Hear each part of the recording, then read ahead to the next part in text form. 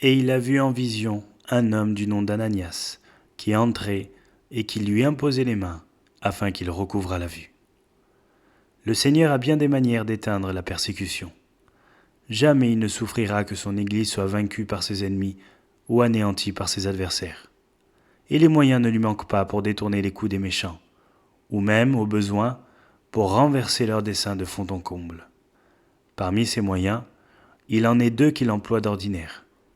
Il confond le persécuteur, ou bien, dans sa miséricorde, il le convertit. Parfois, le Dieu fort sème le trouble et la confusion dans le camp de ses ennemis. Il frappe de vertige les enchanteurs et d'impuissance les magiciens.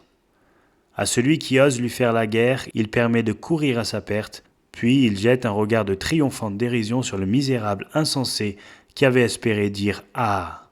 à l'Église de Dieu. Ils ouvrent contre moi leur bouche, ils disent « Ha ha !» nos yeux regardent. Mais parfois aussi, il convertit le persécuteur. D'un antagoniste déclaré, il se fait un ami. D'un fougueux adversaire de l'Évangile, il fait un ardent soldat de la croix. Du sein des ténèbres, il tire la lumière. De celui qui dévorait, il fait sortir le miel. Des cœurs les plus durs, il suscite des enfants à Abraham. Tel fut le cas de Saul de Tarse. Un fanatique plus exalté ne saurait se concevoir.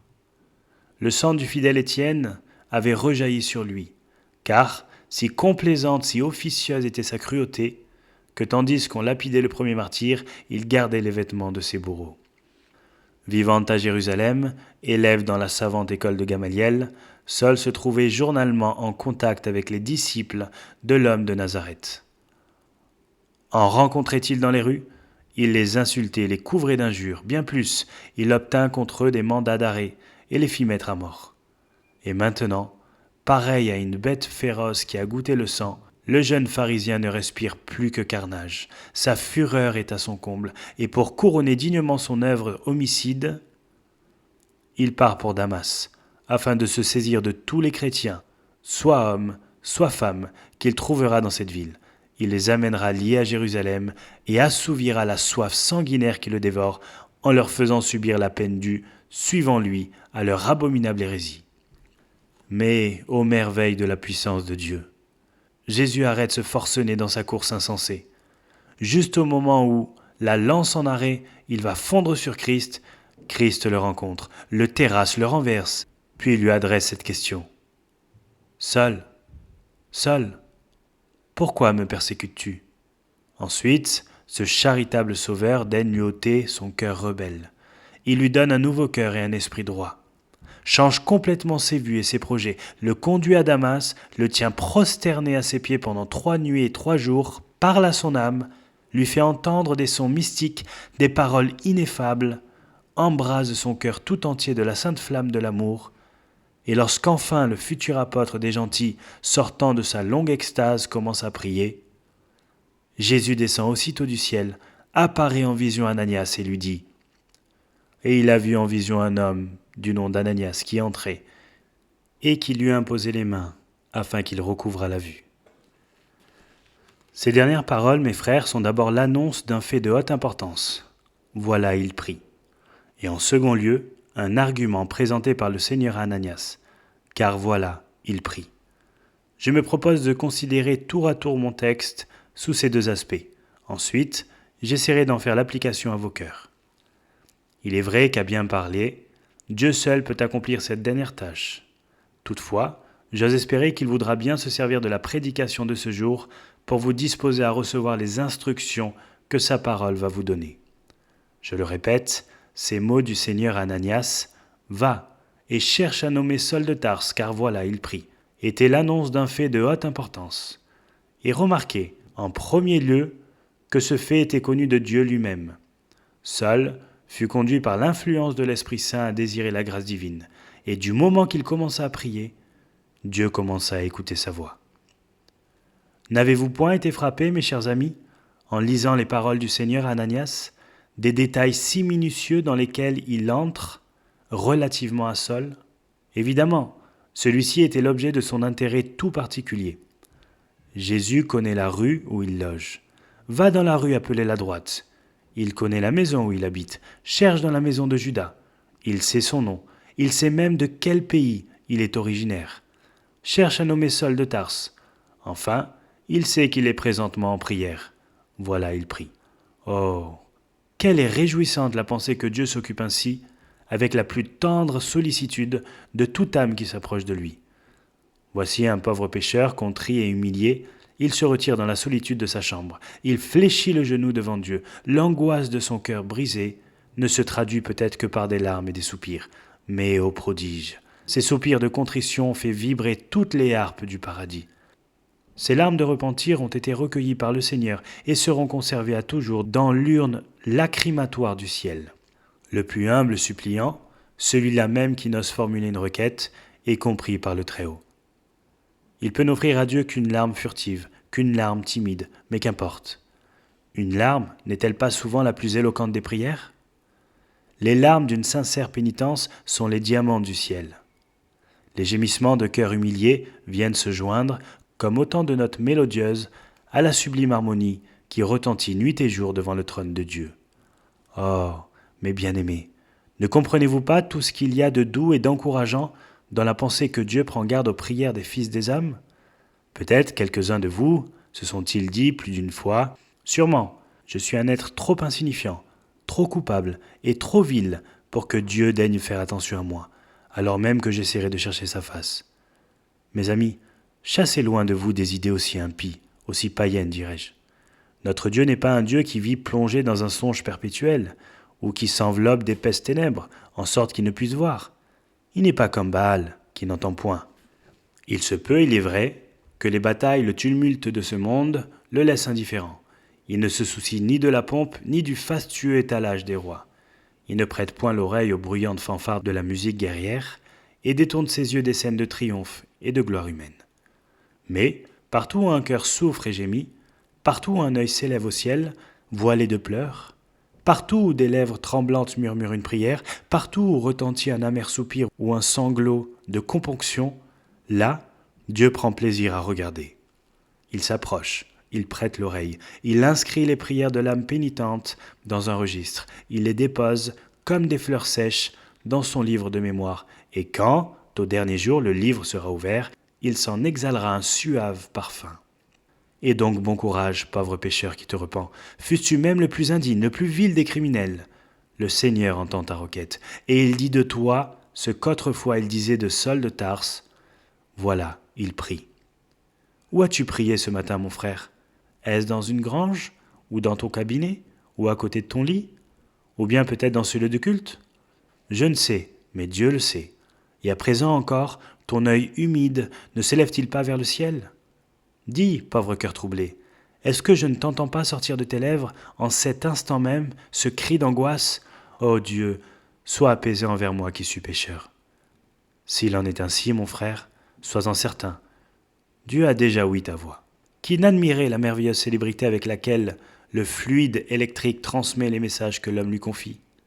Et pourtant, la parole de mon Dieu me fait connaître un moyen de communication qui dépasse infiniment en vitesse l'électricité même, c'est la prière. Avant qu'ils m'invoquent, je répondrai. Avant qu'ils aient cessé de parler, j'exaucerai. Paul éprouva la vérité de cette glorieuse promesse. Et toi de même, n'en doute pas, ô pécheur, tu es entendu par celui qui est assis sur le trône. Mais le fait annoncé dans mon texte n'était pas seulement connu de Dieu, il était encore sans nul doute le sujet d'une grande joie dans le ciel. Voilà, dit Jésus, il prie. Ne sent-on pas que cette parole du Sauveur était un cri d'allégresse ? Une seule fois, nous lisons dans l'Évangile que Jésus tressaillit de joie dans son esprit. Ce fut lorsque, élevant les yeux, il dit « Je te loue, ô Père, Seigneur du ciel et de la terre, de ce que tu as caché ces choses aux sages et aux intelligents, et que tu les as révélées aux enfants. Oui, mon Père, cela est ainsi parce que tu l'as trouvé bon. » Et à présent encore, rien ne réjouit le pasteur de nos âmes comme de voir ses brebis entrer dans son paisible bercail. Il triomphe en esprit lorsqu'une pauvre âme égarée en franchit le seuil. Oh, sûrement un sourire, tel qu'il n'en existe qu'en paradis, dut illuminer le visage de Jésus quand il put dire à Ananias « Voilà, j'ai gagné le cœur de mon ennemi, j'ai sauvé mon persécuteur. Dans ce moment même, il fléchit le genou devant mon marchepied. » Voilà, il prie. Jésus avait plus de joie pour cette brebis perdue et retrouvée que pour 99 autres qui ne s'étaient point égarés. Mais il n'était pas le seul à se réjouir. Les anges partageaient son allégresse. Si la voix de Jésus dirigeait le chant, tous les esprits célestes s'y joignaient d'un même cœur. Lorsqu'un élu de Dieu naît sur la terre, aussitôt les anges entourent son berceau. Il grandit, il se développe, et le péché se développe avec lui. Il s'engage dans les sentiers de l'iniquité, son ange l'y suit, il s'attache à ses pas, il contemple avec tristesse ses égarements, une larme brille dans son regard quand celui qu'il aime offense Dieu. Mais finalement, cette âme est conduite à écouter l'Évangile. L'ange l'observe avec bonheur, il veille, il attend. Bientôt, la parole de Dieu pénètre dans la conscience du pécheur. Le voilà qui pleure et qui enfin murmure « Seigneur, prends compassion de moi ». Et soudain, l'ange déploie ses ailes, il remonte en hâte vers les cieux. « Anges frères, écoutez tous », s'écrie-t-il avec transport. « Je vous apporte une bonne nouvelle. » Voilà, il prie, il prie. Alors l'armée céleste éclate en chants de louange, il y a fête dans le séjour de la gloire. Les voûtes du ciel retentissent de cris de triomphe, car en vérité, de même je vous le dis, il y a de la joie devant les anges de Dieu, pour un seul pécheur qui se repent. Et outre les anges, mes chers amis, il se peut qu'il y ait dans le ciel d'autres esprits qui se réjouissent de la conversion des pécheurs. Je veux parler des esprits des justes arrivés à la perfection, de ceux qui nous ont aimés ici-bas et qui nous ont devancés dans l'éternel repos. Pour ma part, je ne compte que peu de parents dans le ciel, mais j'ai une vénérable aïeule que je chéris tendrement, et qui m'entoura de soins et d'affection pendant une partie de mon enfance. Quand elle était sur la terre, elle priait pour moi, et il me semble que des demeures éternelles où elle fut soudainement introduite, elle a dû suivre du regard son petit-fils bien-aimé, à mesure qu'il avançait dans la vie. Lorsqu'elle l'a vu cheminant dans les voies du péché et de la folie, assurément elle n'a pu éprouver de la douleur, car il n'y a point de larmes dans les yeux des saints glorifiés, ni même du regret, car un tel sentiment est inconnu devant le trône de Dieu. Toutefois, quand vint l'heure bénie, ou par un effet de la grâce souveraine je fus contraint à prier, ou, seul en face de Dieu, je me prosternai et luttai avec lui, alors ne passa-t-il pas sur son visage béatifié comme un éclair d'une joie nouvelle, et ne dut-elle pas, elle aussi, s'écrier avec ravissement, « Voilà, il prie, il prie ». Il lui sembla en cet instant, j'imagine, qu'elle jouissait d'une double portion de félicité.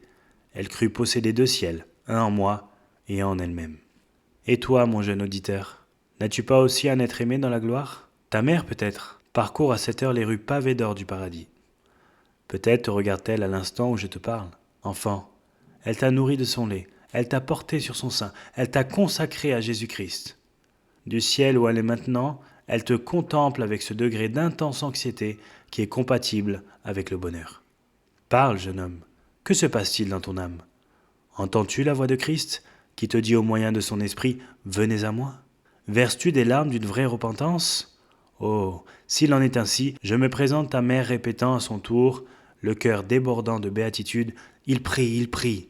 Je la vois qui s'incline une fois de plus devant le trône de Dieu en lui disant, avec l'accent d'une indicible reconnaissance, « Je te rends grâce, ô toi, être tout bon, de ce que l'enfant que tu m'avais donné sur la terre est devenu ton enfant pour l'éternité. » Mais s'il est dans le ciel des saints glorifiés, qui plus que tous les autres saluent avec joie la conversion des pécheurs, sans contredit, ce doit être ceux qui furent ici-bas de fidèles, de véritables ministres du Seigneur. Oh, mes chers amis, vous ne pouvez savoir combien un véritable ministre de Dieu aime vos âmes. Peut-être pensez-vous que c'est chose facile de monter en chair et de prononcer un sermon. Si c'était là tout, Dieu sait qu'en effet notre tâche nous semblerait bien aisée. Mais, lorsque nous vous voyons devant nous, et que nous songeons que nos paroles dépendent en quelque mesure votre salut ou votre perdition éternelle, lorsque nous réfléchissons que, si nous sommes des sentinelles infidèles, Dieu redemandera votre sang de nos mains. Lorsque nous pensons aux centaines, aux milliers d'âmes qui nous ont déjà entendus, et auxquelles peut-être nous avons souvent parlé comme nous n'aurions pas dû le faire, quand, dis-je, nous nous souvenons de ces choses, ô bon Dieu, notre âme est saisie de frayeur, nous frémissons et nous tremblons. Luther avait coutume de dire qu'il pouvait affronter sans crainte ses ennemis, mais que jamais il ne montait en chair sans que ses genoux se heurtassent l'un contre l'autre. Ah, mes frères, sachez-le, la prédication de l'Évangile n'est pas un jeu d'enfant. Ce n'est point une chose qui se puisse accomplir sans préparation ou sans anxiété. C'est au contraire une tâche solennelle, une tâche terrible, lorsqu'on l'envisage dans ses rapports avec l'éternité. Si vous saviez comme le serviteur de Christ prie pour vous, allez écouter le dimanche soir sous la fenêtre de son cabinet. Vous l'entendrez gémir amèrement, parce que sa parole n'a pas été plus fidèle. Vous l'entendrez criant à Dieu dans l'angoisse de son cœur. Qui a cru à notre prédication et à qui le bras de l'Éternel a-t-il été révélé? Mes bien-aimés, quand nous voyons une âme parvenir à la connaissance du Seigneur, nous éprouvons un sentiment que je ne saurais mieux comparer qu'à celui d'une personne qui aurait sauvé un de ses semblables sur le point de se noyer. Voyez ce malheureux qui se débat contre les flots. Il enfonce, il disparaît, il va périr. Mais à ce moment, je m'élance à son secours, je le saisis d'une main ferme, je nage avec lui vers la terre, je le dépose sur le rivage. Le médecin arrive, il examine, le touche, mais il secoue la tête et dit « Je crains qu'il n'ait cessé de vivre. » Oh! Alors avec quelle anxiété je me penche sur cet homme que j'ai essayé d'arracher à la mort. Comme mon cœur bat avec force, tandis que je place mon oreille sur sa poitrine et devant sa bouche, à la fin je m'écrie « il respire, il est sauvé !» Quelle douceur cette pensée! Combien je me sens heureux! Ainsi en est-il de tout fidèle ministre de Christ. Dès qu'il s'aperçoit qu'une âme de son troupeau commence à prier, il se dit avec une sainte émotion « elle respire, elle n'est pas morte, elle est vivante !» Et il peut tenir ce langage en toute assurance, car une âme qui prie réellement montre par là qu'elle n'est plus morte dans ses fautes et dans ses péchés, mais qu'elle a été vivifiée par la puissance de l'Esprit.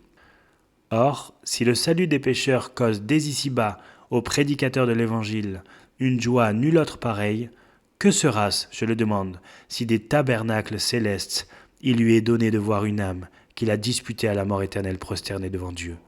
Ah, sûrement son cœur bondira au-dedans de lui. Il frappera des mains en signe de réjouissance quand il pourra s'écrier « Voilà, le Seigneur me donne office, voilà, il prie. » Observez encore, mes frères, que l'événement dont parle mon texte, sujet de joie auprès de Dieu, était un sujet d'étonnement sur la terre. Je me représente Ananias élevant ses mains jointes vers le ciel, au comble de la stupéfaction. « Oh, mon Seigneur, dut-il dire, est-ce bien possible? Saul de Tarse serait-il en prière? Il n'est pas un homme dans le monde que je me fusse moins attendu à avoir invoqué ton nom. Je ne sais ce qui en est de mes collègues dans le ministère. Quant à moi, je l'avoue, j'éprouve fort souvent des impressions analogues à celles que ressentit Ananias dans cette circonstance. Ainsi, par exemple, il m'arrive quelquefois de regarder avec satisfaction tel ou tel de mes auditeurs et de me dire « Voilà des personnes bien disposées, je crois que je les gagnerai. Certainement une bonne œuvre se poursuit en elles, et bientôt je les entendrai raconter ce que le Seigneur a fait pour leurs âmes. » Toutefois, au bout de quelque temps, je ne vois plus ces personnes. Elles disparaissent de nos saintes assemblées, elles retournent vers le monde. Que fait alors mon bon maître? Au lieu de ces âmes sur lesquelles je comptais, il m'en envoie dont je n'espérais rien. Il convertit un homme perdu de mer, un péché scandaleux peut-être, à la louange de la gloire de sa grâce. Alors c'est à mon tour de lever mes mains en haut, disant comme Ananias, « Seigneur, est-il bien possible ?» Je me rappelle un fait de cette nature qui s'est accompli il y a peu de temps. Un marin, d'une 60aine d'années, entra un dimanche dans une chapelle. C'était un homme qui avait vieilli dans le vice. Il était adonné à la boisson et semblait trouver une jouissance particulière à prononcer des imprécations et des blasphèmes. Le prédicateur avait choisi pour texte de son discours cette portion de l'Évangile qui nous montre Jésus pleurant sur Jérusalem. Le marin écoute, et bientôt il se demande « Quoi ? Se pourrait-il que Jésus-Christ eût pleuré sur un misérable tel que moi ?» Il se sentait si indigne qu'il n'osait croire à tant d'amour. Cependant, à l'issue du service, il va trouver le ministre. « Monsieur, lui dit-il, voilà 60 ans que je navigue sous le pavillon du diable. Il est temps que je change de patron. Je voudrais couler bas le vieux navire et m'embarquer à bord d'un nouveau, où j'arborerai pour toujours les couleurs du prince Emmanuel. » Et à partir de ce moment, cet homme devint un homme de prière, marchant en toute intégrité devant Dieu. C'est ainsi, mes frères, que Dieu choisit souvent les derniers des pécheurs pour en faire des monuments de grâce. Il semble se plaire à déjouer nos prévisions. Parfois, il passe à côté d'un diamant sans y prendre garde, et il ramasse le caillou du chemin.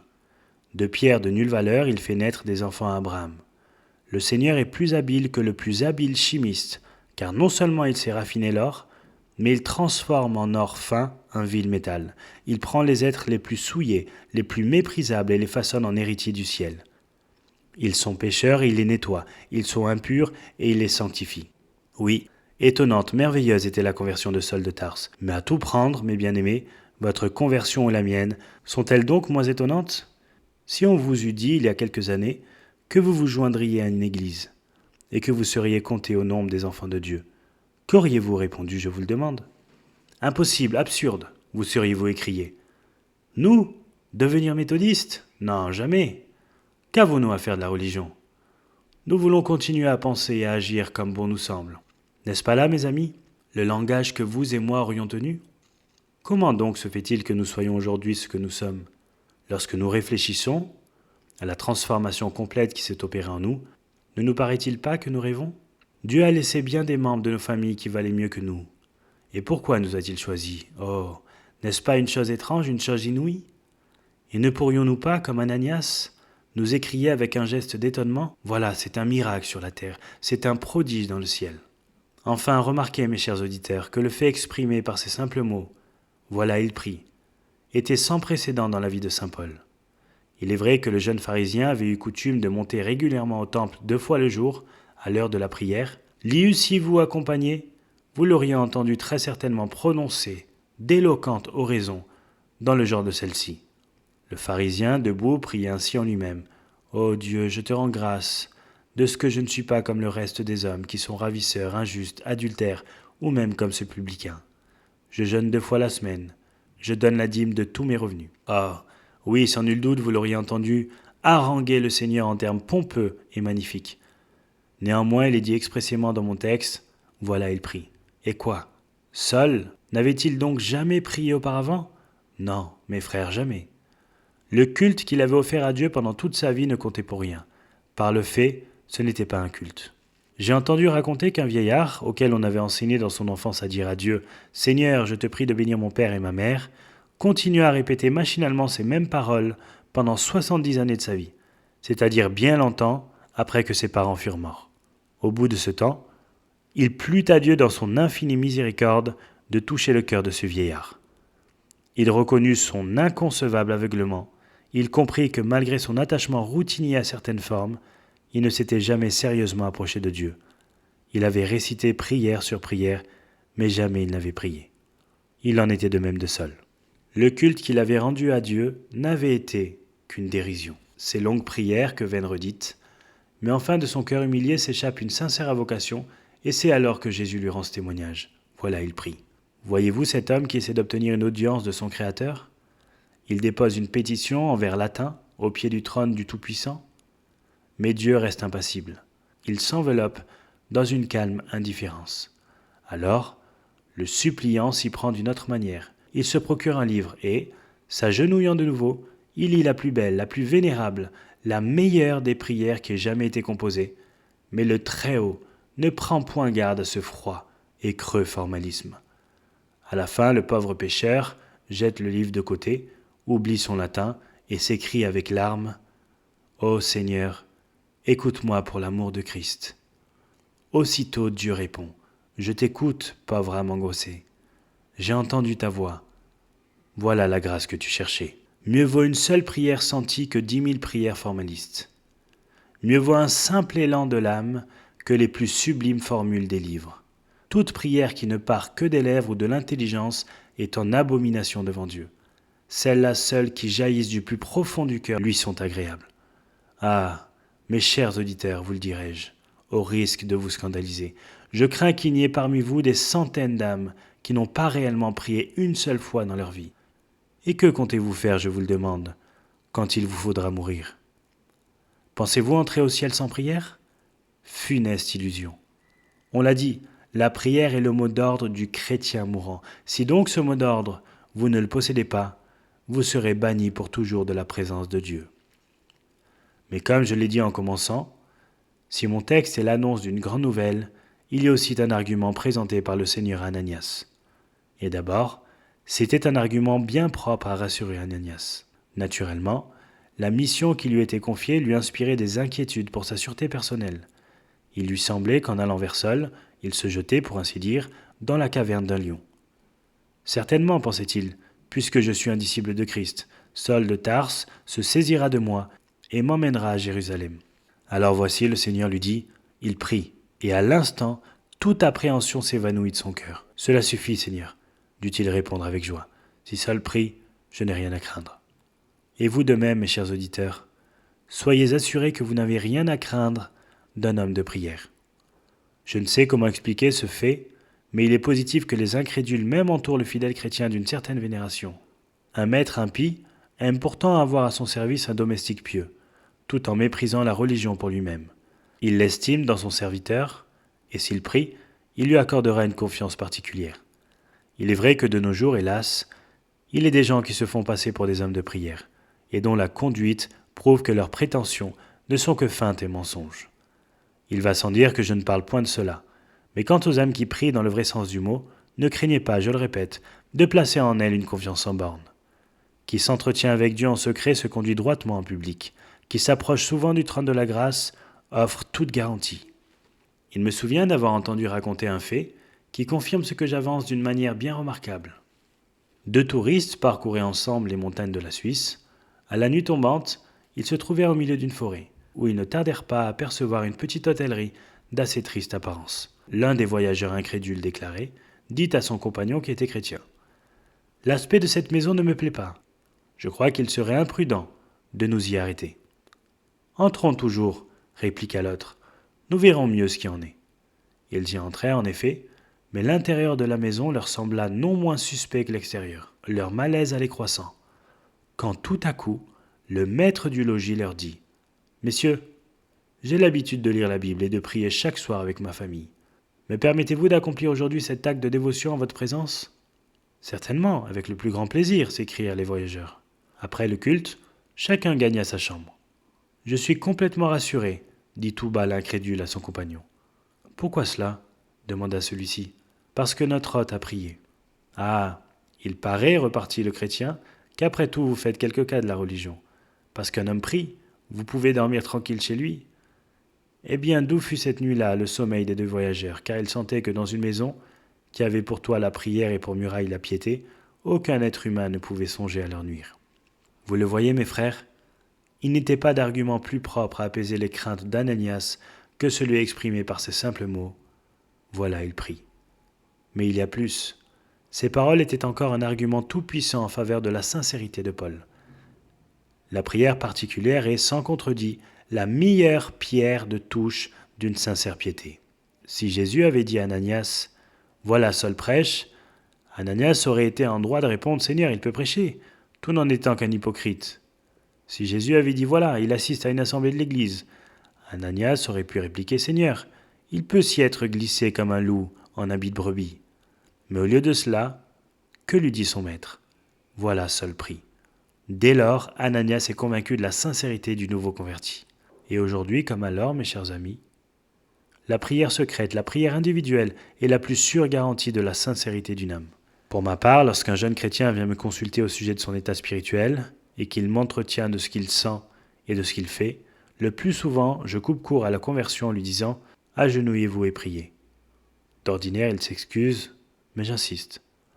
Enfin, il se prosterne, il gémit, il pleure, les paroles lui manquent, et ce n'est qu'au bout d'un certain temps qu'il parvient à balbutier d'une voix tremblante : « Seigneur, aie compassion de moi, qui suis le plus grand des pécheurs. » Les impressions religieuses de mon jeune frère m'inspirera déjà plus de confiance. Mais, si je pouvais l'accompagner chez lui, s'il m'était donné de le voir prosterné dans la solitude et répandant son âme devant Dieu, oh, c'est alors que je me sentirais sûr qu'une bonne œuvre est commencée en lui, car celui-là est un vrai chrétien qui prie en particulier. Le fait seul que vous lisez chaque jour dans un livre de dévotion ne prouve pas le moins du monde que vous soyez un enfant de Dieu. Mais, je le répète, si dans le secret de votre cabinet, vous priez de tout votre cœur, on peut dire sans crainte de se tromper que votre piété est sincère. Un peu de sincère piété vaut mieux que des montagnes de formalisme. La piété du chez-soi est la meilleure piété. La prière secrète est la meilleure prière. De deux choses l'une, ou la prière vous fera renoncer au péché, ou le péché vous fera renoncer à la prière. Mais l'on peut se tromper soi-même, tout en étant sincère. Paul ne se trompait pas, et la preuve, c'est que le Seigneur pouvait dire de lui : « Voilà, il prie. » La prière du cœur, en effet, témoigne de la réalité de notre conversion aussi bien que de notre sincérité. S'il me fallait résumer toute la religion chrétienne en un seul mot, je n'en choisirais pas d'autre que celui-ci, la prière. Si l'on me demandait ce qui constitue à mon avis l'essence même de la vie chrétienne, je répondrais encore la prière. Il faut nécessairement que l'âme ait été convaincue de son péché avant d'avoir pu prier. Il faut qu'elle ait eu quelque espérance de pardon avant d'avoir osé s'approcher de Dieu. Par le fait, dans la prière sont renfermées toutes les expériences, toutes les vertus du chrétien. Dites-moi seulement, mon cher auditeur, que vous êtes un homme de prière, et je vous répondrai aussitôt, dans ce cas, je n'ai aucun doute ni sur la réalité, ni sur la sincérité de votre religion. Une dernière remarque, avant de quitter ce chapitre de notre sujet, les paroles que nous méditons étaient encore un argument qui établissait de la manière la plus concluante l'élection de Paul. C'est ce que nous montrent clairement les paroles qui suivent celles de mon texte. Cet homme est un instrument que j'ai choisi. Ou selon d'autres versions, un vaisseau d'élite. Je connais beaucoup de personnes pour qui la doctrine de l'élection est un sujet de perpétuel tourment.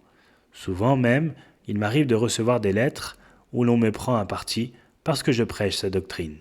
Voici la seule réponse que j'ai à faire à cet égard.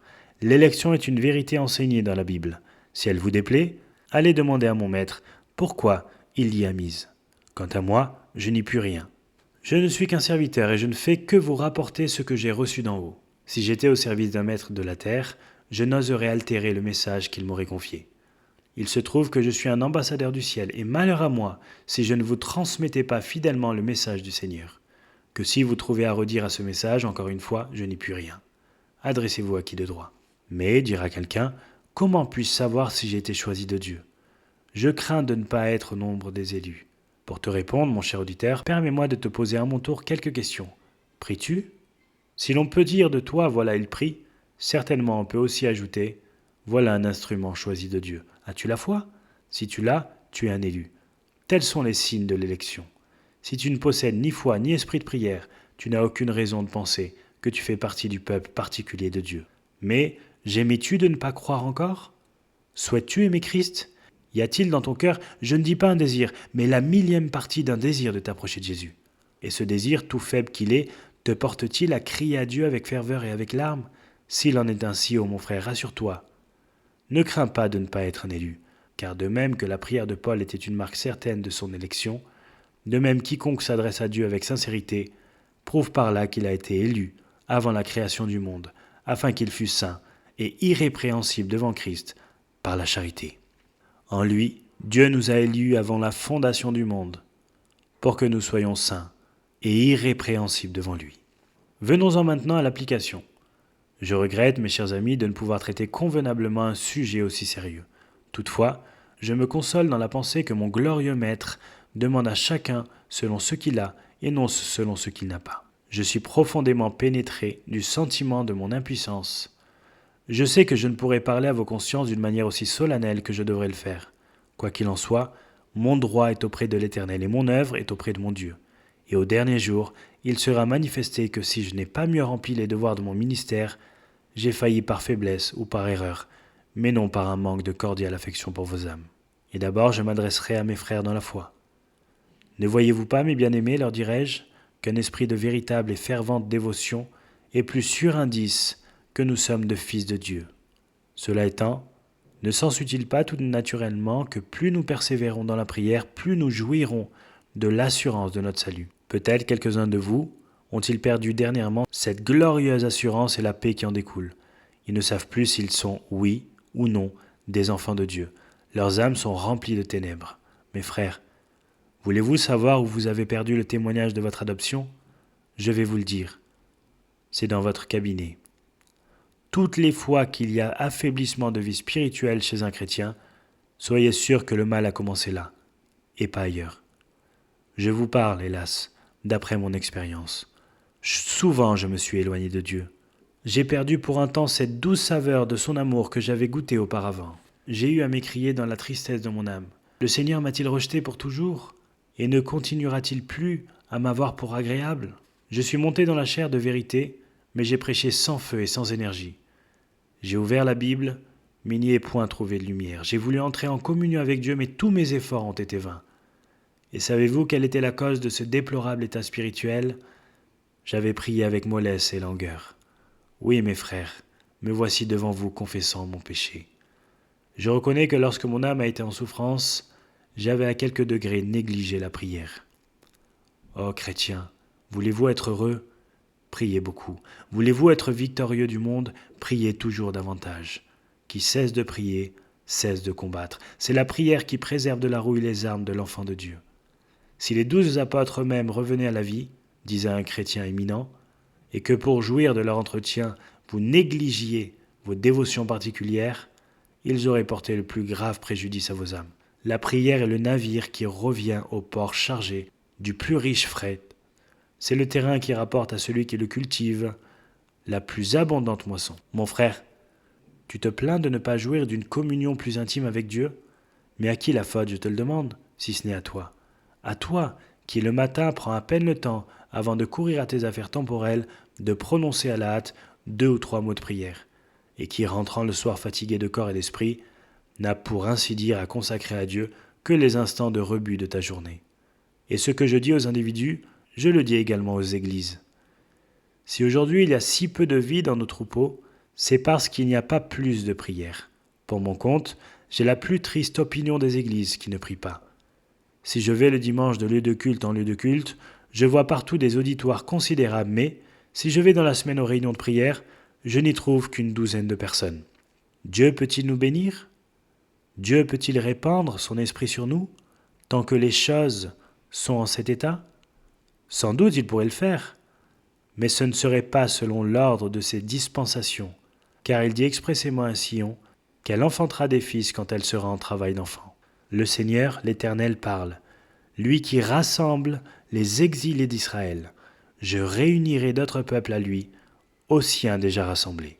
Mes frères, emportez dans vos cœurs cette pensée, qu'il nous faut plus de prières. Allez, et dites à votre pasteur que son troupeau ne prie pas assez. Engagez vos amis à prier avec vous. Dussiez-vous même être seul, établissez une assemblée de prière. Et si on vous demande combien de personnes y assistaient, répondez sans hésiter, nous étions 4. Car avec moi il y avait Dieu le Père, Dieu le Fils et Dieu le Saint-Esprit. Et nous avons joué ensemble d'une riche et intime communion. Si nos églises ne répandent pas devant Dieu comme des flots de supplications, je ne sais en vérité ce qu'elle adviendra d'elles. Oh, puisse le Seigneur nous réveiller tous et nous exciter à crier vers lui, car alors la victoire sera à nous. Plût à Dieu, mes bien-aimés, que je puisse en cet instant même ranimer dans vos cœurs par ma parole la flamme vacillante de la lumière, en sorte qu'en quittant ce lieu de culte, vous alliez, chacun de votre côté, incendier pour ainsi dire vos familles, vos églises, vos alentours, jusqu'à ce qu'enfin l'Église de Christ tout entière, gagnée de proche en proche par ce saint embrasement et s'offrant à Dieu en sacrifice vivant et saint, fasse monter vers son trône comme une fumée d'adoration et de louange. En résumé, mes frères, voici ce que je vous dis. Si vous priez, vous avez dans ce fait même une preuve que vous êtes chrétien. Moins vous priez, plus vous avez de raisons de suspecter votre christianisme. Et si vous aviez eu le malheur de renoncer complètement à la prière, ce serait un signe que votre âme a cessé de respirer, ou plutôt qu'elle n'a jamais eu le souffle de la vie. Mes dernières paroles sont pour les inconvertis. Oh, pécheur, que ne donnerais-je pas en cet instant pour me trouver ailleurs que dans cette chair? Car si c'est déjà une chose solennelle pour un prédicateur de l'Évangile que de s'adresser aux croyants, qu'est-ce donc que d'avoir affaire avec vous?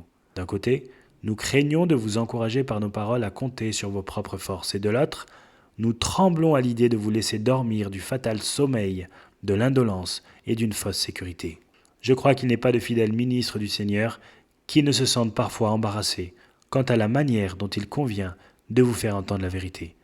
Non pas que la nécessité de vous annoncer l'Évangile soit pour nous un sujet de doute, mais nous voudrions pouvoir vous l'annoncer de telle sorte que vos âmes fussent gagnées à Christ. Pour ce qui me regarde personnellement, je puis me comparer avec vérité à une sentinelle qui, debout à son poste, est accablée de lassitude. Avec quelle énergie sa volonté se débat contre l'infirmité physique qui menace de la vaincre. Le souvenir de sa responsabilité l'excite à de nouveaux efforts. Ce n'est pas le vouloir qui lui manque, c'est le pouvoir. Et moi-même, sentinelle du Seigneur, je souhaite ardemment être fidèle, mais en même temps le sentiment de mon incapacité pèse lourdement sur moi. Oh, veuille le Saint-Esprit me venir en aide, et non seulement à moi, mais à tous mes collègues dans le ministère, afin que les uns et les autres, nous nous appliquions à exalter, non point la liberté humaine ou la justice propre, mais uniquement la grâce qui est en Jésus. Maintenant donc, ô pécheurs qui m'écoutez, je vous déclare hautement, solennellement, qu'une âme qui ne prie point est une âme qui n'a point Christ. Oui, j'en atteste le Dieu vivant. Vous qui ne connaissez rien de la prière du cœur, êtes encore sans Dieu, sans espérance, étrangers à la République d'Israël. Vous qui ne savez pas ce que c'est que de gémir sur vos péchés, êtes complètement dépourvus de la piété qui sauve. Et souffrez que je vous demande si vous avez jamais sérieusement réfléchi à l'épouvantable état dans lequel vous vous trouvez. Vous êtes éloignés du Seigneur. Par conséquent, le Seigneur est irrité contre vous, car sa parole nous déclare que le Dieu fort s'irrite tous les jours contre le méchant. Ô pécheur, lève tes yeux en haut. Ne vois-tu pas le regard courroucé de l'Éternel qui te suit en tout lieu? Oh, je t'en supplie, pour l'amour de toi-même, songe au sort qui t'attend. Si tu vis et meurs sans prière, et ne te persuade point que la misérable prière que tu comptes peut-être prononcer à ton lit de mort te sauvera, de telles prières, je ne crains pas de le dire, sont pour la plupart de lugubres comédies et rien de plus. C'est une monnaie qui n'a pas cours dans le ciel, car elle est marquée au coin de l'hypocrisie et faite de vil métal. Mondains qui m'écoutez, prenez donc garde. Que ferez-vous quand la fin viendra? Il serait à désirer pour vous que la mort fût un éternel sommeil, mais elle ne l'est point. L'enfer est une réalité, réalité plus terrible qu'on ne saurait dire. Je ne veux pas chercher à émouvoir vos imaginations en vous décrivant les tourments des damnés. Dieu veuille que vous ne les connaissiez jamais par expérience. Oh, qui pourrait concevoir les souffrances de cet infortuné? Qui, du milieu de flammes dévorantes, s'écrie avec angoisse: « Que n'ai-je une goutte d'eau pour rafraîchir ma langue? Voyez ses lèvres brûlantes, son visage contracté par l'excès de sa douleur. » Mais encore une fois, je ne veux point vous décrire cet horrible tableau. Qu'il me suffise de te dire, pauvre pécheur, que l'enfer des enfers sera pour toi la pensée de l'éternelle durée de ton supplice.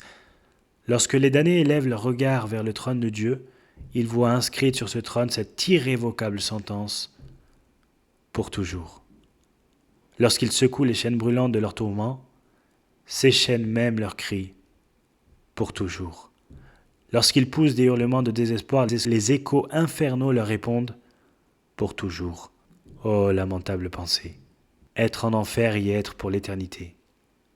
Mes frères, voulez-vous échapper aux peines éternelles? Voulez-vous être au nombre des bienheureux? Sachez que la route du ciel ne se trouve que par la prière. Invoquez le Seigneur Jésus, demandez le Saint-Esprit, approchez-vous du trône de la grâce, retournez, retournez. Et pourquoi mourriez-vous, ô maison d'Israël? Je suis vivant, dit l'Éternel, je ne prends point plaisir à la mort du pécheur, mais je désire plutôt qu'il se détourne de son mauvais train et qu'il vive. Le Seigneur est miséricordieux et plein de compassion. Allons donc à lui en disant: il guérira nos rébellions. Il nous aimera de bon cœur, il nous pardonnera abondamment pour l'amour de son Fils. Oh, si je pouvais en ce jour gagner une seule âme, je serais satisfait. Si j'en gagnais 20, quelle ne serait pas ma joie? Plus j'attirerai d'âmes à Christ, plus nombreuses seront les couronnes qui ceindront mon front. Mais qu'ai-je dit? Non, Seigneur Jésus, elles ne ceindront point mon front, car je les jetterai toutes à tes pieds en te disant: non point à moi, ô Éternel, non point à moi, mais qu'à ton nom soit la gloire au siècle des siècles.